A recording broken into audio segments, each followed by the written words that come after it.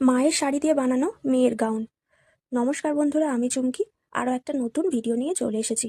তো আজকে যে টপিকটা নিয়ে কথা বলবো সেটা হলো এই শাড়িটা দিয়ে বানিয়েছি একটা গাউন। তোমরা যারা যারা আমায় ফলো করো, জানি অনেকেই দেখো লাইক বা কমেন্ট করতে ভয় পাও, কেন জানি না।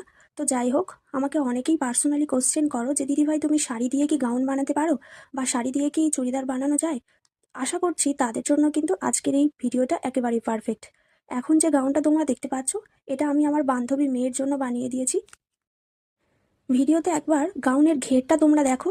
এইভাবে দেখাচ্ছি যাতে তোমাদের ভালোভাবে বোঝাতে পারি, কারণ এত ছোট ম্যানিকুইন আমার কাছে নেই। এই পুরো গাউনটা বানাতে আমার 2 দিন টাইম লেগেছিল। তো 2 দিনের যে প্রসেসটা ছিল, পুরো ভিডিওটা আমি শুধুমাত্র 3.5 মিনিটের একটা ভিডিওতে শেয়ার করছি। তো দেখো, এই হচ্ছে আজকের শাড়ি, আর এই শাড়িটা থেকে আমি পুরো গাউনটা আজকে বানিয়ে দেখাবো। তো কিভাবে একটা শাড়ি থেকে পুরো গাউনটা বানিয়েছি তার পুরো ভিডিওটা আজকে আমি তোমাদের সঙ্গে শেয়ার করছি। কাটিং থেকে শুরু করে সমস্ত কিছুটাই আজকে দেখাচ্ছি। সেলাইটা আমি দেখাতে পারলাম না। তো দেখো, তোমরা যারা আমাকে কোশ্চেন করো পার্সোনালি যে শাড়ি দিয়ে কি গাউন বানানো যায়, তো তারা দেখতে পাচ্ছ এখানে যে একটা শাড়ি দিয়ে কতটা সুন্দরভাবে একটা গাউন রেডি করেছি। এই গাউনটা আমাকে বানাতে দিয়েছিল আমার এক বান্ধবী, বাড়ি তার আমতলা। তো এত দূর থেকে এখানে এসে সে কিন্তু গাউনটা বানাতে দিয়ে গেছে। অবশ্যই সে আমার বান্ধবী, স্কুল ফ্রেন্ড। তো সেই বান্ধবী তার মেয়ের জন্য তার নিজের শাড়ি দিয়ে এই গাউনটা বানাতে চেয়েছে। তো যেমন মায়ের ইচ্ছা সেই অনুযায়ী তার মেয়ের জন্য আমি গাউনটা বানিয়ে দিয়েছি। তো ভিডিও শেষে তোমরা দেখতেই পাবে যে কতটা সুন্দরভাবে কিন্তু এখানে গাউনটা তৈরি করা হয়েছে। শাড়ির কিন্তু একটুকুও পার্ট আমি এখান থেকে বাদ দিইনি, পুরো শাড়িটা থেকেই কিন্তু গাউনটা বানিয়েছি। আর আমার বান্ধবী চেয়েছিল সামনের দিকে যদি একটা সুন্দর করে ফুল বানিয়ে দেওয়া যায়, তো মাথা খাটিয়ে সেই ফুলটাকেও আমি এখানে তৈরি করেছি।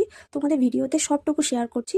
তো তোমরা যারা যারা আমাকে কোশ্চেন করো যে শাড়ি দিয়ে বানানো যায় কিনা এই ধরনের গাউন বা চুড়িদার, আমার প্রোফাইলে নাম্বার দেওয়া আছে, তোমরা চাইলে কিন্তু নাম্বারে কন্ট্যাক্ট করেও আমার সঙ্গে কথা বলতে পারো, অথবা মেসেজ করেও তোমরা আমার সঙ্গে কথা বলতে পারো।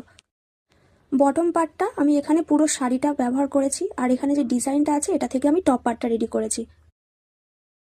তোমরা যারা যারা ভিডিওটি দেখছো তাদেরকে অসংখ্য ধন্যবাদ জানাই। অবশ্যই কিন্তু ভিডিওতে কমেন্ট করে জানিও যে আমার এই ভিডিওগুলো তোমাদের কেমন লাগে। শাড়ির যে পার্টটা ছিল সেই পার্টটা দিয়ে আমি এখানে নিচে বর্ডারটা এইভাবে সেলাই করেছি। তো এরপরে আসি ভিডিওর লাইক অ্যান্ড কমেন্টে।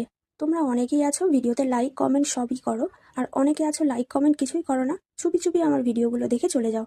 তো তাদেরকে অসংখ্য ধন্যবাদ যারা যারা আমার ভিডিওতে লাইক অ্যান্ড কমেন্ট করে, আর তাদেরকেও অনেক ধন্যবাদ যারা লাইক কমেন্ট কিছুই করো না, শুধু চুপি চুপি এসে আমি কখন কি পোস্ট করছি সেইগুলো দেখে চুপি চুপি চলে যাও। তো চলো, আজকের মতো ভিডিওটা এখানে শেষ করছি। তো তোমাদের ভিডিওটা কেমন লেগেছে অবশ্যই কিন্তু আমাকে কমেন্ট করে জানাবে। অবশ্যই যারা আমার কাজ পছন্দ করো তারাই কিন্তু কমেন্ট করো।